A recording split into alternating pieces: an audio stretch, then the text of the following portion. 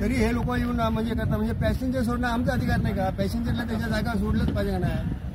Passenger सोडणं हा आमचा गुन्हा आहे का? मग आम्हाच्यावर आणणं नाही, त्याच्या मारहाण करणं हा कोणता प्रकार आहे? आम्हाला बाहेर ओढायचं, तिथं बाहेर हे करायचं, मग आम्ही पॅसेंजरला सोडायचं कुठं? हा काय त्याचा प्रकार आहे? हा पैसे घेऊन सुद्धा देत नाही ना वेळेला पुरसत. म्हणजे ठीक आहे, काय तुमचे असं तुम्ही त्या सगळा प्रश्न आहो, पण तुम्ही आम्ही पब्लिक सेवा करतो आणि तुम्ही आमच्या हे करता, मग आम्ही कोणतं काय करायचं? काय हा अन्याय नाही का? 12 तास रिक्षा चालवून बघावी, की त्यांनी 12 तास या उन्हात रिक्षा चालवून बघावी, तेव्हा त्यांना कळेल की रिक्षा चालवणं काय असतं आणि कशी सेवा द्यावी लागते. पब्लिकचंही ऐकावं लागतं आणि त्यांचंही काही छोटं मोठं कुरकुर चालूच असते. आणि हे असं आयुक्त असे आम्हाला मारहाण करणार तर आम्ही कोणाच्या तोंडाकडे बघायचं?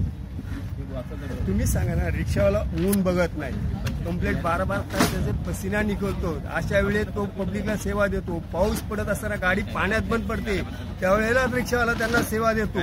थंडी असताना थंडीचा कुडकुडत असतो तरी तो पब्लिकला सेवा देतो. असा सेवा देणारा दुसरा कोणताही शासकीय सुद्धा कर्मचारी तुम्हाला भेटणार नाही. एवढी सेवा देऊन सुद्धा त्या रिक्षावाला काय आहे सेवा? त्याला काय सेवा भेटते? काय फळ मिळतं? हा मारहाण, शिवीगाळ. आमच्या लीडर्स बरोबर बोललेलं आहे. तुम्हाला आहे आमच्या लीडर्स बरोबर तुम्ही मीटिंग घ्या, हे घ्या. मारहाण करणं हे अतिशय चुकीचं आहे. कारण की आमच्या घरी फॅमिली आहेत, आम्हाला उत्तर द्यावं लागतं. का मारलं, तुम्ही काय चुकी केली का? आमच्यावर बोटा ठेवणारे माणसं आहेत. त्यामुळे पहिले युनियन आम्हाला बोलते की तू काय केलंस, आम्हाला आमची बाजू त्यांना मांडावी लागते. आता त्यांना सत्य काय माहिती आहे, त्यामुळे आमच्या युनियननी आमच्या लीडर लोकांनी हा निर्णय घेतला आणि तो आम्हाला मान्य.